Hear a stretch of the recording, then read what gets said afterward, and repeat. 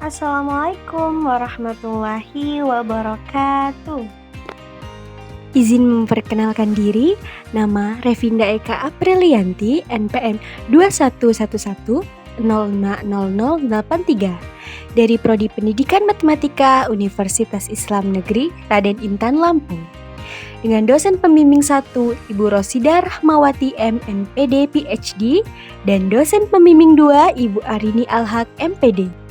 Pembelajaran matematika, materi luas dan volume bangun ruang sisi lengkung berbasis Project Based Learning atau PJBL terintegrasi dengan nilai-nilai Islam. Menerapkan model pembelajaran Project Based Learning ke dalam materi bangun ruang sisi lengkung terintegrasi nilai-nilai Islam memiliki tujuan pembelajaran. Siswa dapat memahami bentuk bangun ruang sisi lengkung terhadap benda nyata di sekitar. Siswa dapat menghitung luas permukaan dan volume bangun ruang sisi lengkung. Siswa dapat mengaitkan konsep matematika dengan konteks toharoh. Mari kita simak video berikut. Berikut ini adalah video dari kegiatan sehari-hari merawat tanaman sekitar rumah. Merawat tanaman dilakukan dengan cara membersihkan daun-daun kering yang sudah layu dan mengecek pupuk tanaman agar tanaman di rumah kita selalu terlihat subur dan indah. Setelah melakukan aktivitas tersebut, alangkah baiknya kita langsung mencuci tangan dengan menggunakan air yang bersih agar tangan kita tetap terjaga kebersihannya. Setelah kita melihat video kegiatan sehari-hari, ternyata Kak Revi ada beberapa pertanyaan loh. Pertanyaan pertama, mengapa kita harus menjaga kebersihan setelah beraktivitas? Pertanyaan kedua, tempat penyimpanan air pada video tersebut, apakah bentuknya seperti bangun ruang sisi lengkung? Pertanyaan ketiga, berapakah luas permukaan dan volume tempat penyimpanan air tersebut? Pertanyaan keempat, apakah air yang terdapat dalam tempat atau wadah tersebut dapat sah kita gunakan untuk bersuci? Sebelum menjawab pertanyaan-pertanyaan dari Kak Revi, kita perlu menyiapkan beberapa alat-alat berikut. Yang pertama ada meteran. Yang kedua, ada pulpen dan buku tulis. Jawaban pertanyaan 1. Dengan menjaga kebersihan, setelah beraktivitas kita dapat menghilangkan kotoran dan najis yang mungkin ada di anggota tubuh. Berdasarkan hadis Nabi Muhammad SAW disebutkan bahwa bersuci adalah sebagian dari iman, hadis riwayat Muslim. Sehingga menjaga kebersihan setelah beraktivitas sejalan dengan ajaran Islam tentang pentingnya menjaga kebersihan dan kesucian. Dalam tayangan video sebelumnya, pupuk yang ada di dalam tanaman merupakan pupuk kompos yang terbuat dari kotoran hewan atau sisa-sisa makanan. Kotoran hewan masuk ke dalam jenis najis ringan atau najis mutawasitoh, dan cara menghilangkannya yaitu membasuh anggota tubuh yang terkena najis tersebut dengan air yang bersih. Untuk mengetahui jenis-jenis najis yang lain serta cara menghilangkannya, kalian bisa lihat dalam media pembelajaran interaktif.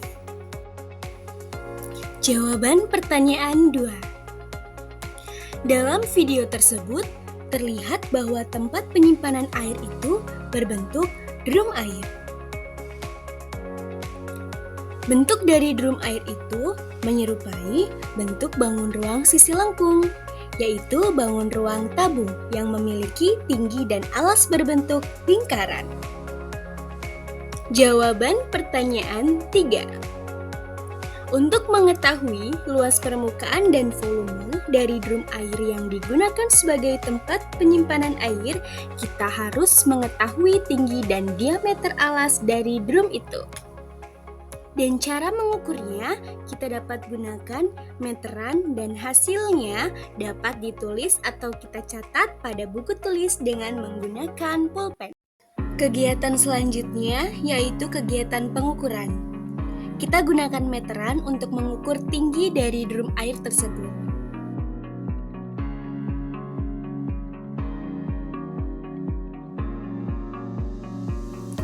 Dalam pengukuran ini menunjukkan tinggi dari drum air itu 80 cm. Kita lanjutkan untuk mengukur diameter dari alas drum itu. Pengukuran tersebut menunjukkan diameter dari drum air itu adalah 40 cm. Dari pengukuran tersebut didapatkan tinggi dari drum itu 80 cm dan diameternya 40 cm. Lalu jari-jarinya yaitu diameter kita bagikan dengan 2. Maka hasilnya didapatkan jari-jarinya adalah 20 cm. Sudah diketahui tinggi dan jari-jari dari drum air tersebut.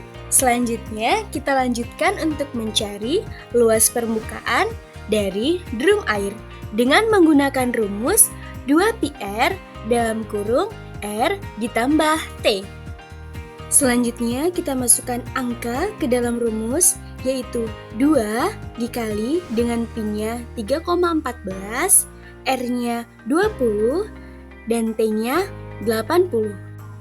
2 kita kalikan dengan 3,14, yaitu hasilnya 6,28, kita kali dengan 20, kita kali dengan 100, 100-nya itu hasil dari penjumlahan 20 dan 80. 6,28 kita kalikan dengan 20 mendapatkan hasil 12,56, lalu kita kalikan dengan 100 dan mendapatkan hasil 12,56. Satuan luas permukaan yaitu cm persegi. Jadi, luas permukaan dari drum itu adalah 12,56 cm persegi. Selanjutnya, kita cari volume drum air dengan menggunakan rumus pi R kuadrat T. Kita masukkan angka ke dalam rumus dengan pi 3,14 R kuadrat 20 dikali 20 dan T-nya 80.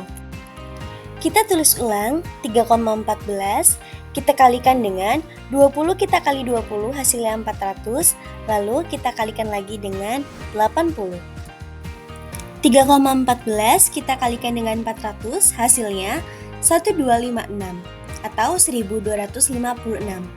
Lalu kita kalikan lagi dengan 80 dan mendapatkan hasil akhir 100.480.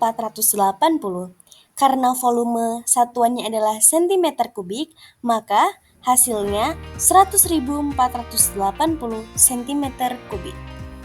Jawaban pertanyaan keempat.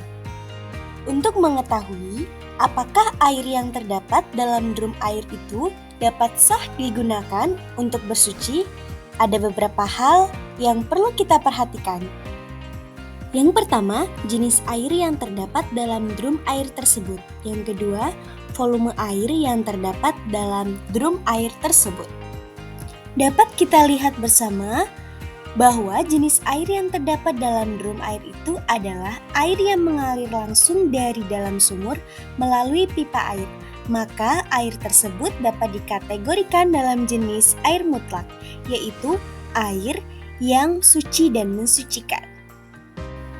Dari hasil perhitungan volume air yang terdapat dalam drum itu adalah 100.480 cm kubik. Jika kita ubah ke satuan liter, maka didapat 100,48 liter. Dan jika dibandingkan dengan ketentuan air 2 kula, yang mana ketentuan itu 270 liter, maka volume air itu memenuhi syarat air 2 kula untuk bersuci. Jadi kesimpulannya, jenis air yang ada dalam drum itu adalah air mutlak, air yang dapat kita gunakan untuk bersuci. Dan volumenya memenuhi syarat 2 kula, maka air tersebut sah digunakan untuk bersuci atau menghilangkan najis.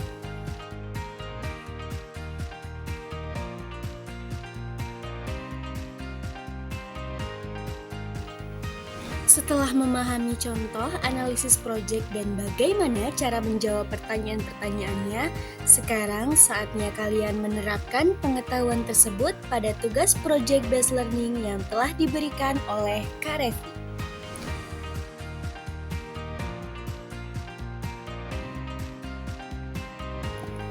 Perhatikan contoh video yang telah ditayangkan sebagai referensi.